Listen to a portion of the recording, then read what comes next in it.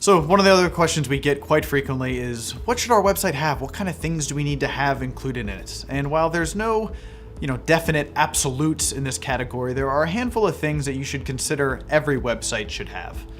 In this day and age, I feel every website should be mobile responsive, which means it simply responds to the device that's being viewed and responds accordingly. So if it's on a desktop, it takes up the full screen on a desktop. If it's on a mobile, it adapts and becomes smaller, so you're able to see it on a smaller screen device.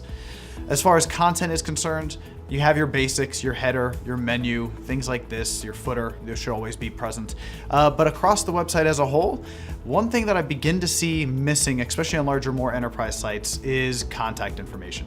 And while there is sometimes a more devious reason for this, and people are trying not to put you in touch with an actual person, it more often causes more frustration, more headaches, and according to the research that we get a chance to look at, is often one of the key elements that comes into play in leaving a negative review, is the inability to reach another person and have any kind of sympathetic or empathetic connection with somebody to try to solve your problem.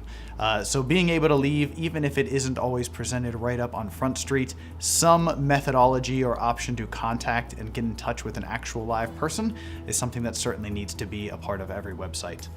Some other more transactional elements are going to be things like a privacy policy in terms of use. These are going to be pages that are required, especially if you're doing any kind of paid promotion with Facebook ads, Google pay-per-click, stuff like that.